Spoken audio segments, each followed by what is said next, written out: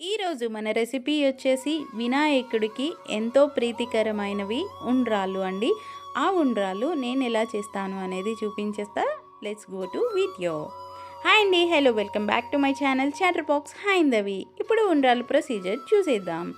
ముందుగా ఒక గిన్నె తీసుకొని ఆ గిన్నెని స్టవ్ వెలిగించుకొని కొంచెం హీట్ అవ్వనివ్వాలండి. అలా హీట్ అయిన తర్వాత ఇక్కడ నేను ఒక గ్లాస్ వరకు బియ్యం నూక తీసుకున్నా. వరి నూక అంటాం కదండి, ఇది మనకి రెడీమేడ్గా అన్న దొరుకుతుంది. లేదు అంటే మనం బియ్యం అంతా నానపోసుకొని ఆరబెట్టుకొని మిక్సీ చేసుకొని అన్న బియ్యం నూక యూస్ చేసుకోవచ్చు. ఇక్కడ నేను వరి నూకతో చేస్తున్నానండి. కొంతమంది ఉండ్రాళ్ళు అనేవి వరి పిండితో కూడా చేస్తారు. సో అలా అయినా ఎవరి ఇష్టం వాళ్ళది. ఇప్పుడు అది కొంచెం లైట్గా ఫ్రై అయిన తర్వాత ఒక ప్లేట్లోకి తీసుకొని పక్కన పెట్టుకోవాలి. ఇప్పుడు ఒక గ్లాస్ బియ్యం నూకకి గాను 2 గ్లాసులు వాటర్ వేసుకొని బాయిల్ అవ్వనివ్వాలి. ఇందులోనే వాటర్ బాయిల్ అవుతున్నప్పుడే మనము ఇక్కడ 3 స్పూన్లు శనగపప్పు తీసుకున్నానండి. పచ్చి శనగపప్పు ఉంటుంది కదా, అది. అండ్ అలానే కొంచెం జీలకర్ర, మన రుచికి సరిపడినంత సాల్ట్.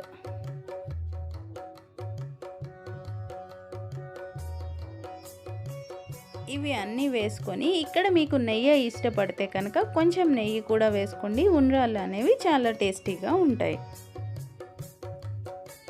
ఈ వాటర్ అంతా బాయిల్ అయిన తర్వాత మనం ఆల్రెడీ వేయించి పెట్టుకున్నాం కదండి నూక, వరి నూకని కొంచెం కొంచెం వేసుకుంటూ ఉండలు కట్టకుండా మిక్స్ చేసుకోవాలి.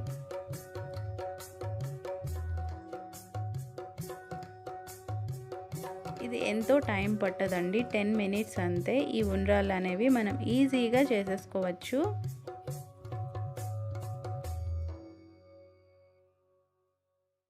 సో చూసారు కదండి. ఇప్పుడు మూత పెట్టుకొని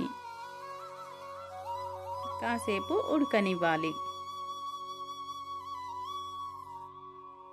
అదిగోండి, ఇది అయిపోయింది. మనకి నూక అనేది బాగా ఉడికిపోయింది. ఇప్పుడు ఇది కొంచెం చల్లారితే మనకి పొడి పొడిలాడుతూ వస్తుందండి.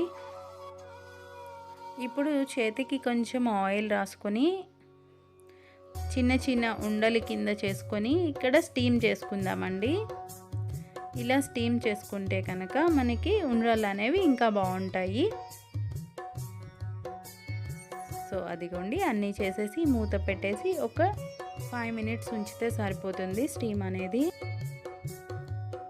ఈ ఉండ్రాళ్ళు మనకి ఎవ్రీ వెడ్నెస్డే కూడా మనము వినాయకుడికి నైవేద్యంగా పెట్టుకోవచ్చండి.